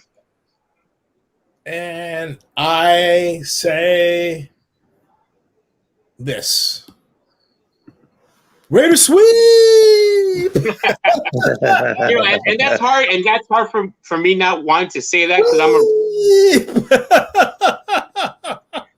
want to say that too. I'm a Raider homer, just like Eric, and I'm sure Zennie is. But realistically, they're going to lose some games, and I think this is one of the games they're definitely going to possibly lose.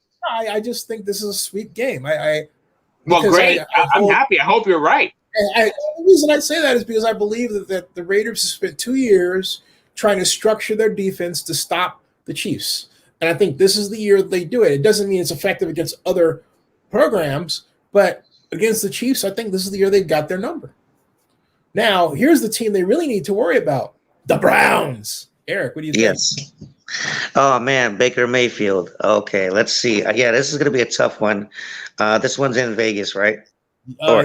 No, it's at First Energy Stadium in Cleveland. Oh, okay, so it's going to be in Cleveland. So, man, that's going to be a tough game. I think I'm going to give the edge simply because the Browns, they're good at home. They're not so much good on the road. We saw that last year as well for the Browns.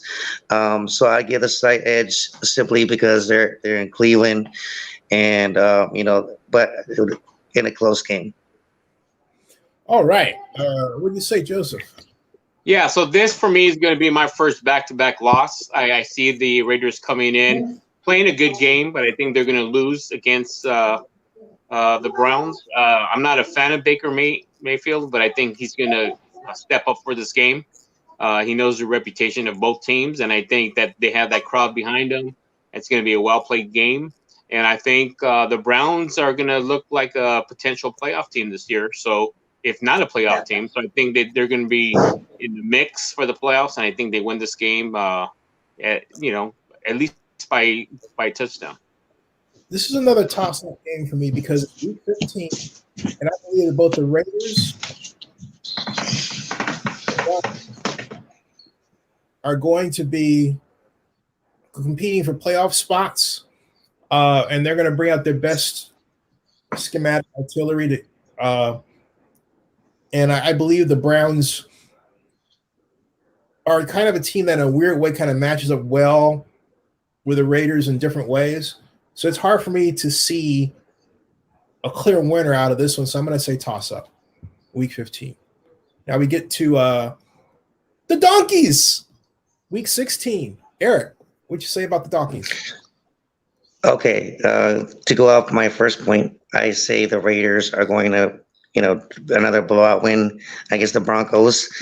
And I just, like you said, I don't trust their coach either. I don't trust their quarterback situation over there in Denver. And I say the Raiders are going to, blow them out again in week 16. Joseph. Yes, I think we sweep the Broncos this year. And it's going to be a great Christmas present for us because it's on the 26th. And I believe the Raiders will hand the Broncos another loss. We're all in alignment there. And we come to week 17, which is not the last game per se, but the Colts at Lucas Oil Stadium. What do you say about the reconstituted Colts? Man, that's going to be, I would say this one for me will be a toss up. It's going to be over there in Indy. But like you said, the Colts, they're going to be a new team over there. They'll be motivated. But to me, your quarterback situation for the Colts versus the Raiders, I would give a slight edge to the Raiders in this game, but it's still a toss-up for me on this game. But it'll be either way. I think it's going to be a close game. Joseph. Yeah, this could be a toss-up as well. I would agree. I think the Indianapolis Colts defense is going to be another defensive game for me. I think their defense has improved, if not continuing what they did last year. And so that's my dilemma on this one. I would, I want to say the Raiders, but I think if anything, it's going to be a toss-up game because I don't think they're that secure in their quarterback situation as the Raiders are. And that's the benefit of having Derek Carr. As much as that situation gets criticized, I think what kept us in a lot of games this year have been because Derek Carr's, behind the center position. So I give a slight edge to the Raiders, but I think it could be one of those toss-up games. And I would love to revisit all these games. I know we have one more game to go, but I would love to revisit all these games once the season starts because I know some of our opinions might change depending on what we see from the Raiders.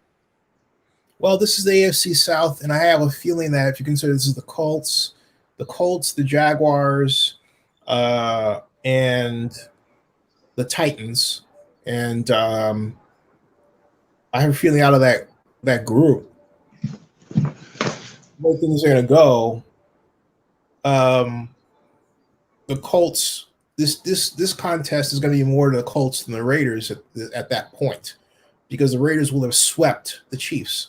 So as I look at it, the conditions are more ripe for Colts to win that one over the Raiders at Lucas Oil Stadium, given the time. Now we've got the Chargers to close out at Allegiant Stadium. Eric, what do you think? And I say with that, they get another sweep.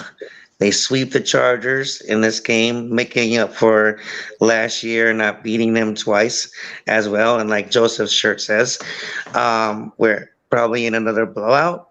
And to close the season off with a bang and head our way back to the playoffs. So I think, Joseph? Yeah, so it's going to be an interesting game because I think the Chargers are going to come out strong.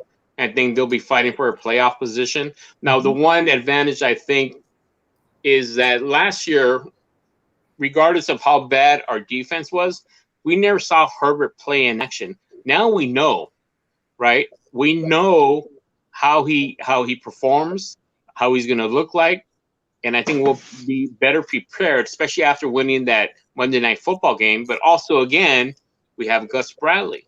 We have Gus Bradley that does have some insight. As a former head coach, I'm sure he's kind of picked the brain of the head coach last year, with regards to Herbert. So I think this game is going to be – I'm hoping for a sweep, but I think it's going to be a tough-played game.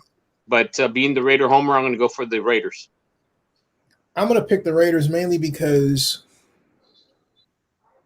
it's the last game. The Raiders, by this point, I think will be healthier than the Chargers. The Chargers are new. Well, they have two coach brother, and he's a young guy. And I just believe that absent some incredibly innovative wrinkle or some way that he has of talking to his players that's Svengali-like, where he can get something out of them that Anthony Lynn couldn't get, I think it's going to be another losing season for the Chargers. They should not have fired Anthony Lynn in the middle of the pandemic because the season was just so weird. But they did. And I think they're going to pay for it by a poor performance. And that's too bad because they've got a lot of talent. So the way we're looking at it is I haven't tallied all this at all. but I think we wind up with a Raider organization that pretty much wins the division. We've got them sweeping we've got them sweeping the Chargers twice. Okay. We've got them beating the Donkeys twice. All right. We've got them beating the Chargers twice, but who else is there? Right? Yep. Yeah, it's mainly the Chiefs we have to worry about. Right. So I'm saying I agree. So you think about that. We've got the Donkeys twice, the Chiefs twice. That's 4 wins right there. 6 wins when you count the Chargers. And then you start looking at, okay, we give one up to the Ravens, fine. Give up one to the Steelers, okay. And then you start looking at the Dolphins. You figure they're going to beat the Dolphins, so that's 7 games. And then we've got the Bears, which I think is a pick 'em. Some of you thought, what, the Raiders, Okay. Yeah, it's a toss-up. Yeah, toss-up. And then we have the Eagles, which I thought would be a win for the Eagles. So that's 3 games they lose right there. The Giants, a win. So right there, you're looking at 8 games that they've won. The Bengals, it's 9 games. Okay. The Cowboys, 10 games. Washington football team. I got Washington. Okay, so that's 11 games. And well, it's 10 games because I have Raiders losing to Washington. That's like 10 or 11, right? Okay. Yeah. The Browns, I left that as a toss-up. I think. What did you guys have? I picked the Raiders. Yeah, the Raiders winning. So I had Browns. Yeah. Okay. So the Browns winning. Okay. So we're not quite there. That's 9 games. And then we've got the Colts. That's 10 games. Or 11. Yeah, that's yeah, if you go by my record, it's closer to 10. If you go by you and Eric's, it's closer to 11. Okay, so basically we're looking at we're looking at an 11-7 win record. 11 wins and 11-7.